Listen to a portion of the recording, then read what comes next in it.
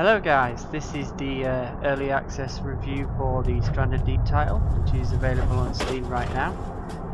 Here you see we start literally on a plane, and basically the game teaches us how to use the crafting system from the get-go. So basically we've taken a cocktail, we've mixed it in a glass, and we're about to use something in our inventory, a lighter, set it on fire, and then we're drinking it. We see the pilot and his co-pilot, he's telling us to go sit down. Basically this is just setting the scene for the game. Obviously it's a survival game, so realistically I think everyone probably knows how this is going to play out. We're in a place, we know the game's about survival on the stranded island. Oh, and there we go.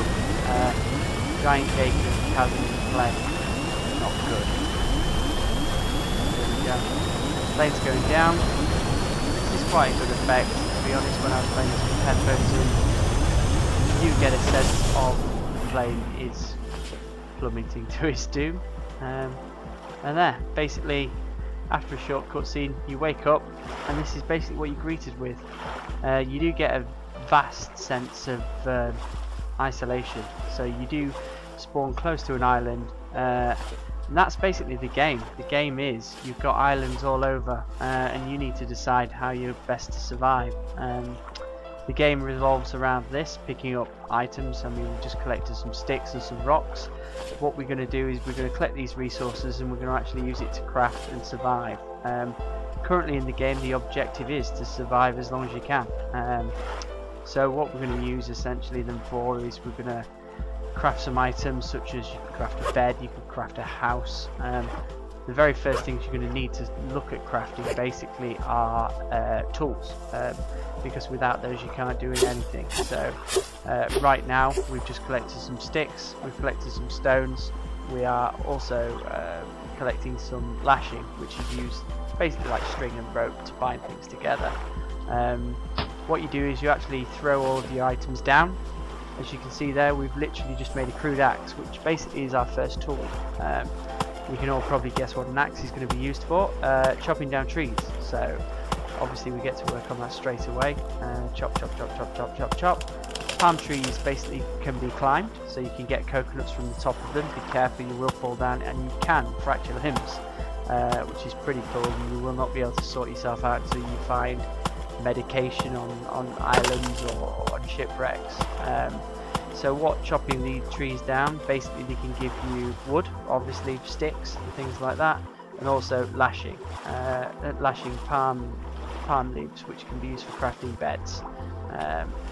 Another part of the game, major part of the game, is exploration. So you can go out on your raft when you're travelling island to island and come across things like this, various shipwrecks. On the different shipwrecks, you can see there's a shark there. That's obviously one of the giant pitfalls of going out into the ocean in a little rubber dinghy. Is you can come across toolboxes. Inside toolboxes there are various items. Those items will basically be things that are better than you can craft. So you're looking at things like axes, machetes. You can even get a petrol motor for your life raft, so instead of having to paddle and it take forever and a day, it's pretty quick. Other things you can get tape, which is used for in crafting. You can also get a very basic sort of scuba diving mask. You see we need to avoid the shark there, who's going to get us. This is the main part of the game, is to watch. It gives you the day survived, and also basically your health, water and health, food and water are those three bars. Whenever you notice them getting low, obviously health you need to watch on.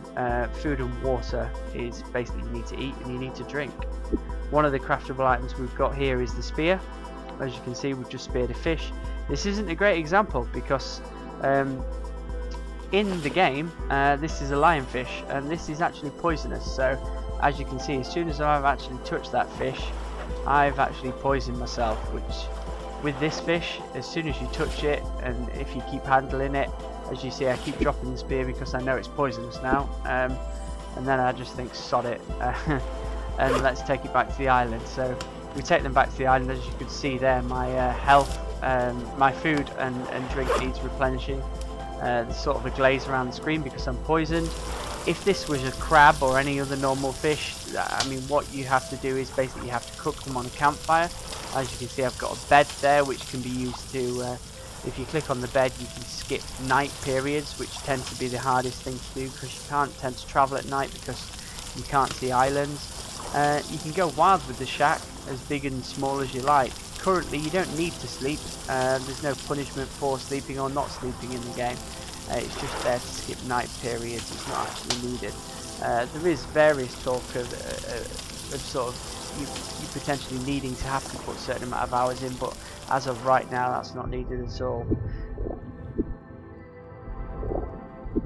One thing obviously you've got to watch out for is the sharks. There's great white sharks, tiger sharks, there's even whales.